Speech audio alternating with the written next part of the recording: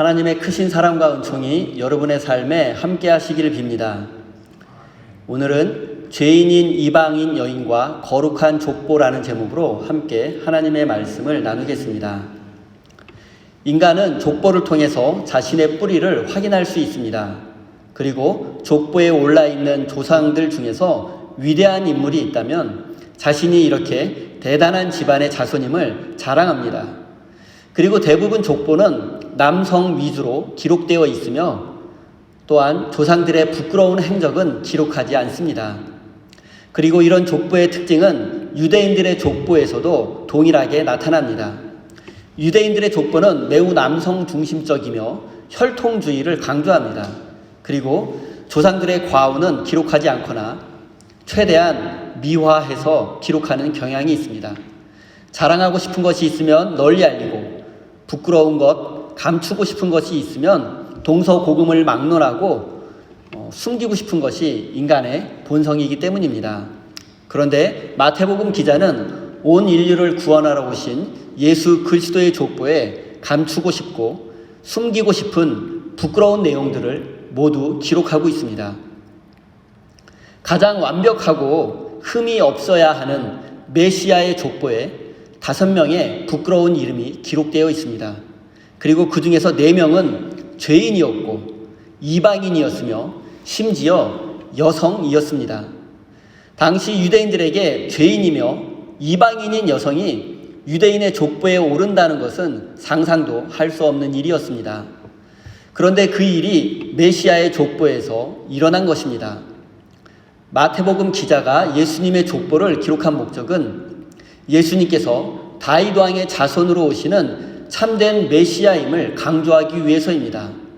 그러면서 동시에 죄인인 이방인 여성들의 이야기를 통해서 역설적 진리를 말하고 있습니다.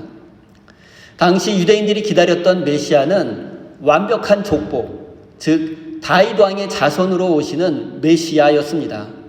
그리고 그 족보에는 죄인도 이방인도 여성도 포함되어서는 안 되었습니다.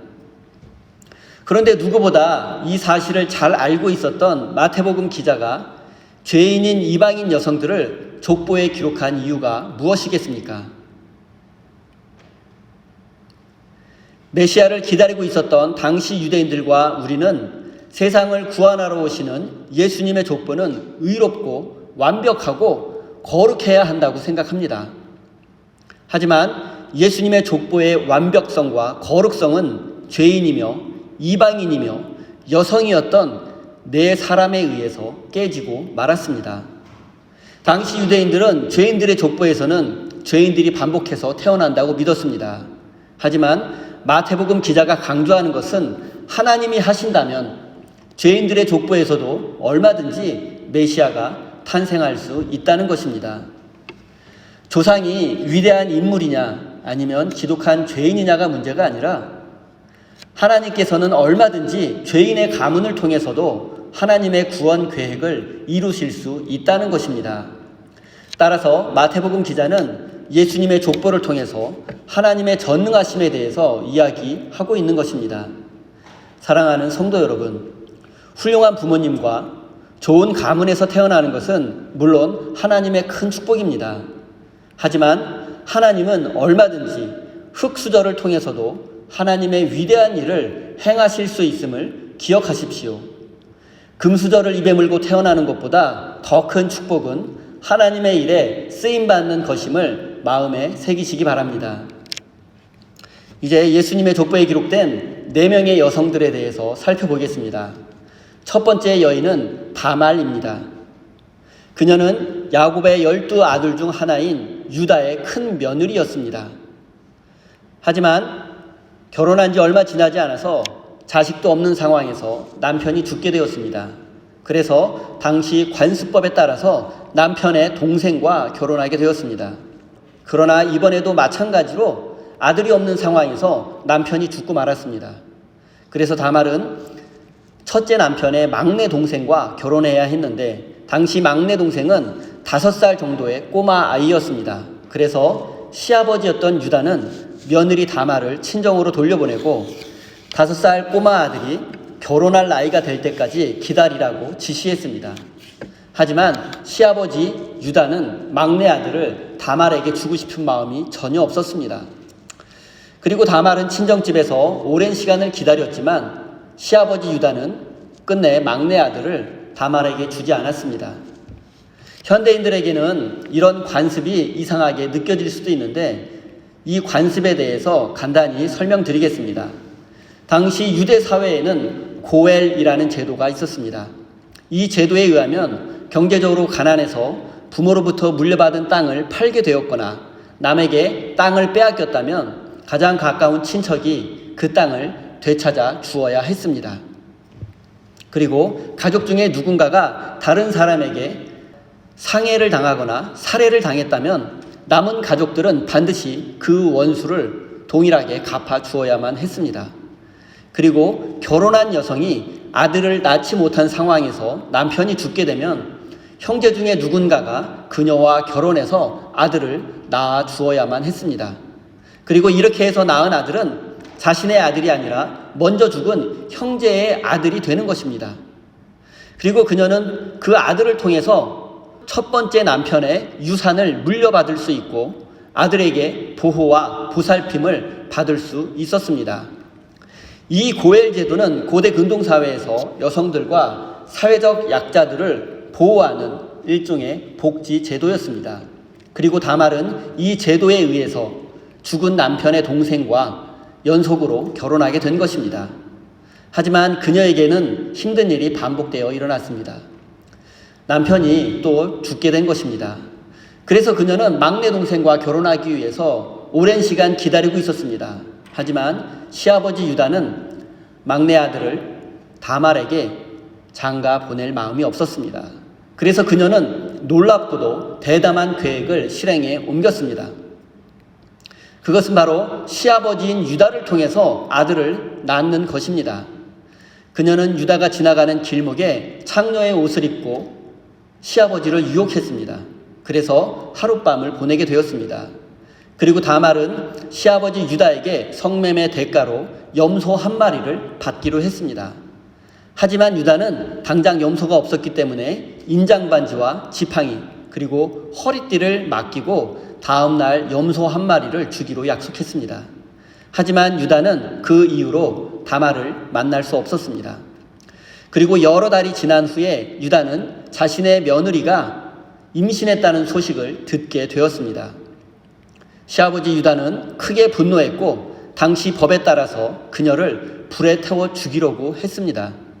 그러나 그녀는 유다에게 반지와 허리띠 그리고 지팡이를 보여주었습니다. 그러자 시아버지 유다는 며느리의 뱃속에 있는 아기가 바로 자신의 아이라는 사실을 즉시 깨닫게 되었습니다. 그리고 이 모든 일의 원인이 바로 자신에게 있다는 사실을 인정하게 되었습니다. 자신이 막내 아들을 다말에게 주지 않았기 때문에 며느리가 이런 일을 행했다고 생각한 것입니다. 그래서 결국 유다는 며느리였던 다말을 아내로 맞이하게 되었고 마태복음 기자는 그들의 후손을 통해서 예수 그리스도가 태어났다고 기록하고 있습니다. 그런데 이방인 여자였던 다말이 왜 그토록 유다의 자손을 낳는 일에 집착했는지 생각해 보겠습니다. 그녀는 처음 유다 가문에 시집 오면서 그들의 조상이었던 아브라함과 이삭과 야곱에 대해서 수도 없이 들어보았을 것입니다. 그들의 하나님이 아브라함의 자손을 통해서 약속해 주신 복의 근원이 될 것이라는 이야기를 듣고 자신도 그 약속에 참여하고 싶었던 것입니다. 유다 가문은 당시 사회에서 매우 부유한 집안이었습니다. 그래서 다말이 그 유산을 노리고 이런 일을 꾸몄다고 생각할 수도 있습니다. 하지만 고대 근동의 법에는 근친상간으로 낳은 자식은 아무런 유산도 받을 수 없었습니다. 또한 그런 행위는 돌에 맞아 죽던지 불에 태워 죽임을 당하는 것이 보통이었습니다. 이런 상황을 고려한다면 이방인 여자 다말이 유다 가문을 통해서 전해지게 될 하나님의 축복을 굳게 믿었다는 것을 알 수 있습니다. 그리고 그 축복에 참여하고 싶었기 때문에 이런 대담한 일을 실행한 것입니다. 그리고 그녀의 선택은 옳았습니다. 결국 메시아의 족보에 기록된 위대한 여성이 되었기 때문입니다. 이제 다이상의 조상이었던 여리고성의 기생 라합에 대해서 살펴보겠습니다. 그녀는 여호수아가 이스라엘 군대를 이끌고 여리고성 앞에 진치고 있을 때 이스라엘 첩자를 숨겨주었습니다. 그리고 그 대가로 여리고성이 정복당할 때 그녀와 그녀의 가족들은 목숨을 지킬 수 있었습니다. 그녀가 목숨을 걸고 이스라엘 스파이를 숨겨준 이유는 과연 무엇이겠습니까? 창녀 라합은 이스라엘과 함께 하시는 하나님의 이야기를 듣게 되었고 그녀도 그들의 하나님을 믿게 되었을 것입니다. 그리고 하나님이 도우시는 이스라엘 군대에 의해서 여리고성은 무너지게 될 것이라고 생각했습니다. 어쩌면 그녀는 크고 강력하지만 강자가 약자를 억압하고 착취하는 것이 일상이었던 여리고성이 무너지기를 기다리고 있었는지도 모릅니다. 어쨌든 그녀는 이스라엘 하나님의 편에 서게 되었고 여리고성이 무너지는데 한 몫을 해내었습니다. 그리고 마태복음 기자는 창녀 라합이 다윗 왕과 예수 그리스도의 조상이 되었다고 기록하고 있습니다. 결국 그녀의 선택이 그녀를 메시아의 조상이라는 영광스러운 주인공으로 만들었던 것입니다. 이제 룻이라는 여성에 대해서 알아보겠습니다. 룻을 이해하려면 먼저 그녀의 시어머니에 대해서 알아야 합니다. 그녀의 시어머니 나오미는 베들레헴에서 부유하게 살고 있었습니다. 그녀는 남편과 두 아들이 있었습니다. 그런데 베들레헴에 기근이 들게 되었습니다. 그래서 그녀는 기근을 피해서 이스라엘 사람들이 원수로 여기는 모압 지역으로 이민을 가게 되었습니다. 이민을 준비하는 과정에서 베들레헴에서 모았던 모든 재산을 팔았고 새로운 삶을 위해서 모압 땅으로 이주하게 되었습니다. 하지만 그녀의 삶은 고통의 연속이었습니다. 얼마 지나지 않아 남편이 죽게 되었고 두 아들도 차례로 죽고 말았습니다. 이제 나오미는 두 며느리와 남게 되었습니다. 그래서 그녀는 며느리들에게 친정으로 돌아가서 재혼할 것을 권유했습니다. 그래서 큰 며느리는 실제로 친정으로 돌아갔습니다. 하지만 둘째 며느리였던 룻은 친정으로 돌아가지 않고 어머니의 백성이 나의 백성이 되고 어머니의 하나님이 나의 하나님이 될 것이라는 신앙 고백을 하며 어머니 곁에 남기로 했습니다. 그래서 나오미와 며느리 룻은 베들레헴으로 돌아오게 되었습니다. 그리고 룻은 이곳 베들레헴에서 고엘 제도를 이용해서 보아스라는 남자와 결혼하게 되었습니다. 결과적으로 룻은 다윗의 증조 할머니가 되었고 예수 그리스도의 족보에 오르는 영광을 누리게 되었습니다. 이제 마지막으로 밧세바에 대해서 알아보겠습니다. 그녀는 다윗 왕의 부인이었으며 솔로몬 왕의 어머니입니다. 밧세바는 원래 다윗 왕의 충성스러운 장군 우리야의 아내였습니다. 그리고 그녀의 집은 다윗 왕의 궁전과 매우 가까운 곳에 위치하고 있었습니다. 어느 날 그녀는 남편이 전투에 참가하고 집에 없었을 때 집에서 목욕을 하고 있었습니다. 그리고 이 모습을 다윗이 우연히 보게 되었고 그는 밧세바를 궁으로 불러서 불륜을 저지르고 말았습니다. 그리고 시간이 흐르자 밧세바는 다윗 왕의 아이를 임신하게 되었고 이 사실을 알게 된 다윗은 자신의 불륜을 숨기기 위해서 우리야 장군을 집으로 불러내 아내인 밧세바와 하룻밤을 보낼 수 있도록 허락해 주었습니다.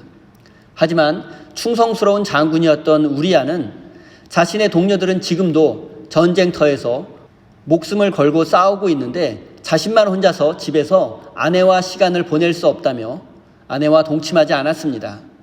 다윗은 자신의 불륜을 숨길 수 없게 되자 우리야 장군을 죽음으로 내몰았고 결국 우리야는 전쟁터에서 죽고 말았습니다. 그리고 그의 죽음은 다윗 왕의 살해 교사로 인한 것이었습니다. 남편이 죽게 되자 밧세바는 다윗의 아내가 되었고 둘 사이에서 솔로몬이 태어났습니다. 우리는 밧세바가 먼저 다윗을 유혹했는지 아니면 다윗이 먼저 밧세바를 유혹했는지 알지 못합니다. 하지만 밧세바가 자신의 불륜 사실을 남편 우리야에게 알리지 않은 사실과 죽음이 예고된 전쟁터로 가는 남편에게 진실을 알리지 않은 것만으로도 그녀는 충분히 비난받아 마땅합니다. 하지만 마태복음 기자는 이런 밧세바 역시 예수 그리스도의 조상이 되었다고 기록하고 있습니다. 지금까지 우리가 살펴보았던 4명의 여성, 다말, 라합, 룻, 밧세바, 그녀들의 공통점에 대해서 살펴보겠습니다. 다말은 시아버지를 유혹한 패륜적 범죄를 저지른 여자였습니다. 당시 법에 의하면 그녀는 돌에 맞아 죽든지 화형에 처해져야 했습니다. 그녀의 의도가 아무리 좋았다 하더라도 근친상간이라는 범죄는 벌을 받아 마땅합니다. 라합도 마찬가지입니다. 그녀의 직업은 창녀입니다. 그녀가 아무리 하나님을 향한 믿음으로 이스라엘의 스파이를 숨겨주었다 할지라도 율법에 의하면 창녀는 돌에 맞아 죽어야 합니다. 룻도 마찬가지입니다. 그녀는 고엘 제도를 교묘히 이용해서 아버지 뻘 되는 유부남 보아스를 유혹했습니다. 그녀가 살기 위해서 어쩔 수 없이 행한 것이라 할지라도 그녀의 행동은 정당화될 수 없습니다. 밧세바도 마찬가지입니다. 마태복음 기자는 다윗은 우리아의 아내와의 사이에서 솔로몬을 낳았다라고 기록하고 있습니다. 여러분 조금만 깊이 생각해 보면 이것은 말이 되지 않습니다. 다윗과 다윗의 아내 사이에서 솔로몬이 태어나야 하는데 다윗과 우리아의 아내 사이에서 솔로몬이 태어났다고 마태복음 기자는 기록하고 있습니다. 유부녀였던 밧세바는 당대 최고의 권력자였던 다윗 왕과 불륜 관계였으며 다윗이 자신의 남편을 죽이려고 음모를 꾸미고 있는 것도 알고 있을 가능성이 높았습니다. 하지만 그녀는 남편에게 아무런 사실을 말하지 않았습니다. 결국 그녀가 남편을 죽음으로 몰아넣었다고 말할 수 있습니다. 사랑하는 성도 여러분, 마태복음 기자가 이토록 죄인이며 이방인이었던 여성들을 메시아의 족보에 기록하고 그녀들을 통해서 예수님이 이 세상에 오셨다고 말하는 이유는 무엇이겠습니까? 감추고 숨겨야 할 진실을 가감없이 거룩한 족보에 기록한 이유가 무엇이겠습니까? 그녀들이 비록 죄를 지었고 부정한 여인들이었지만 하나님을 향한 믿음이 있었기 때문일까요?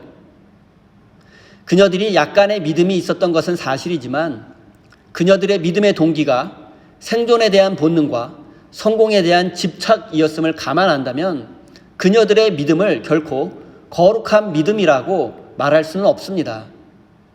사랑하는 성도 여러분, 마태복음 기자가 죄인인 이방인 여성들이 예수 그리스도의 조상이라고 강조하는 이유는 하나님의 전능하심을 알려주기 위해서입니다. 지금까지 우리가 살펴본 4명의 여성들은 당시 관점으로 본다면 거룩한 일에 절대로 쓰임받을 수 없는 부정한 사람들이었습니다. 근친상간, 창녀, 유부남 유혹, 불륜과 남편 살해 방조, 이러한 행위는 당시 사회에서 결코 용납될 수 없는 큰 죄였습니다. 이런 여인들은 모두 돌에 맞아 죽어 마땅한 자들입니다. 세상에서 죄인 취급받으며 인정받지 못하고 존중받지 못하는 죄인들이었던 여인들, 멸시받고 천대받던 여인들, 세상에 의지할 데 없고 자랑할 것 없던 여인들, 하나님은 이런 여인들의 작은 믿음, 보잘것없는 믿음을 통해서 모든 사람을 구원하시려는 하나님의 구원 계획을 실행에 옮기셨습니다. 마태복음 기자가 이 여인들과 거룩한 족보를 통해서 말하려고 하는 것은 하나님께서는 이런 여인들도 하나님의 거룩한 도구로 사용하실 수 있다는 것입니다. 이런 죄인들이며 이방인이며 여성들이었던 그녀들을 통해서 온 세상에 구주가 탄생하신 것입니다. 사랑하는 성도 여러분, 어쩌면 우리는 이 4명의 여인들보다 더 흠이 많고 부족한 것이 많은 죄인들일지도 모릅니다. 바람 앞에 흔들리는 갈대처럼 우리의 믿음은 날마다 흔들립니다. 한 발은 하나님께 두고 나머지 한 발은 세상에 걸쳐두고 이렇게 하나님과 세상 사이에서 양다리 걸치며 흔들리는 삶을 살고 있습니다. 성령 충만을 느낄 때는 모든 것을 할 수 있을 것 같지만 때로 우리는 깊은 죄책감과 좌절감 앞에 눈물 흘릴 때도 있습니다. 하지만 기억하십시오. 하나님께서 4명의 죄 많은 여인들을 통해서 예수 그리스도를 이 땅에 보내주셨듯이 우리도 얼마든지 하나님의 축복의 통로가 될 수 있습니다. 사랑하는 우리 세임교회 성도 여러분, 우리는 이 4명의 여인들처럼 보잘것없고 죄 많은 존재들입니다. 하지만 하나님은 얼마든지 우리를 축복의 통로로, 은혜의 수단으로 사용하실 수 있습니다. 하나님은 지금도 우리를 사용하셔서 하나님의 큰 일 하시기를 기대하고 계십니다. 우리의 사랑과 작은 헌신을 통해서 이 땅에 하나님의 나라를 세우기를 원하십니다. 자격 없지만 여러분의 삶을 하나님 앞에 드리십시오. 여러분의 사랑과 헌신을 통해서 우리 세임교회가 건강한 교회로 세워지고 하나님의 복음이 온 누리에 전해지기를 우리 주님 예수님의 이름으로 간절히 축원드립니다. 기도하겠습니다. 할렐루야. 죄인을 통해서도 온 인류를 향한 구원 계획을 이루어 가시는 하나님을 찬양합니다. 구원받을 자격 없고 하나님의 자녀가 될 자격이 없음에도 우리를 구원하여 주시고 자녀 삼아 주셔서 감사드립니다. 그 사랑과 은혜에 감사드리며 우리의 삶을 하나님 앞에 헌신합니다. 죄 많은 우리를 하나님의 축복의 통로로 사용하여 주십시오. 우리의 작은 순종과 헌신을 통해서 하나님의 사랑과 구원이 온 누리에 전해지게 해 주십시오. 4명의 여인들, 그녀들이 거룩한 족보에 오를 자격이 없는 것은 사실입니다. 하지만 하나님께서 그녀들을 통하여 예수 그리스도를 이 땅에 보내주신 것처럼 자격 없는 우리를 하나님의 은혜의 통로로 사용해 주십시오. 사랑의 하나님, 우리 세임교회 성도들이 소중한 예물을 올려드립니다. 눈물과 땀을 흘리며 각자의 삶의 자리에서 열매 맺은 귀한 것을 하나님께 드립니다. 이 예물을 드림으로써 하나님만이 우리 인생의 참된 주인 되심을 잊지 않게 하시고 이 예물이 하나님께는 영광이 되며 이웃에게는 그리스도의 사랑을 전하는 도구가 되게 해 주십시오. 사랑하는 성도들의 건강과 안전을 지켜주시고 하나님께서 늘 동행하여 주셔서 크신 은혜 내려주십시오. 예수님의 이름으로 기도드립니다. 아멘.